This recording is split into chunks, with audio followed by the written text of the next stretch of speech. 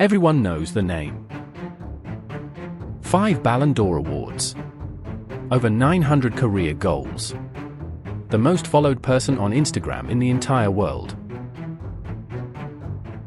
Cristiano Ronaldo. But before all of that, there was a 12-year-old boy. Crying himself to sleep. Every single night. Alone. This is the story they never fully tell you. Ronaldo was born on February 5, 1985. Not in luxury, but in a tiny neighborhood on the remote island of Madeira, Portugal. His father was a gardener. His mother, a cook. They had almost nothing. But from the moment young Cristiano touched a football, something was different. By age 11, scouts from Sporting Lisbon had seen enough. They wanted him. There was just one problem.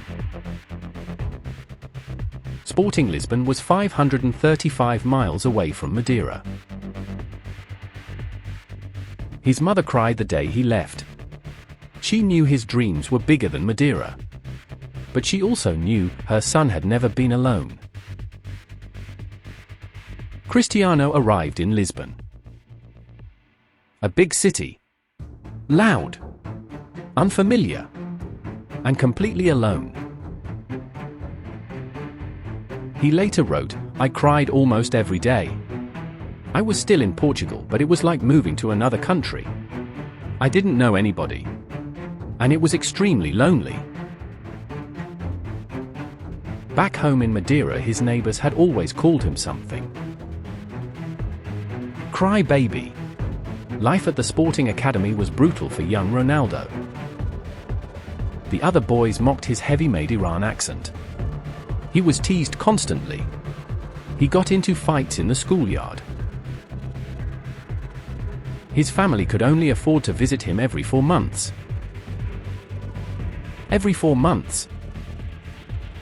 A 12-year-old boy. Seeing his family 4 times a year. There were nights Ronaldo genuinely considered quitting. Packing his bag. Going home. Giving up on everything. But every time he stepped onto that training pitch, he knew. Football kept him going.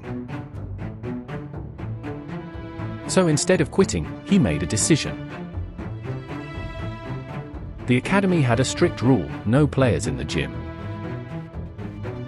They believed young bodies should grow naturally. Ronaldo disagreed. Every single night, he would sneak out of his dormitory after lights out and secretly lift weights alone in the dark. Night after night. While his teammates slept. Just Ronaldo. Alone. In the dark. Building the body that would one day conquer the world. He said it himself, "I decided I was going to work harder than everybody. I was going to train like I could be the best in the world." And then, one day in 2003, destiny arrived. In the form of a pre-season friendly. Against Manchester United. Ronaldo was 18 years old. Playing for Sporting Lisbon's first team, against one of the greatest clubs on the planet. He didn't score. He didn't assist. But his pace, his skill, his hunger, left Sir Alex Ferguson completely stunned.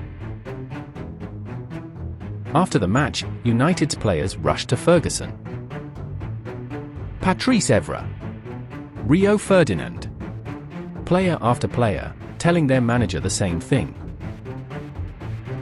Sign him. Now. Ferguson didn't hesitate. Manchester United paid £12 million for a boy who had spent years crying himself to sleep in a dormitory.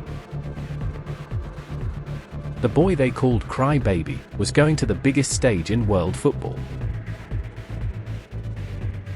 5 Ballon d'Or awards. For Champions League titles. Over 900 goals. A European Championship with Portugal. The most decorated footballer of his generation. But here is what I want you to remember. Every single night, when the lights went out, Ronaldo lay there, alone, homesick, crying. And then, he got up, snuck out into the dark, and worked. That is not a story about talent. That is a story about what happens when you refuse to let pain become an excuse. Subscribe to TheRealXI. Real stories. Real football. Every week. See you in the next one.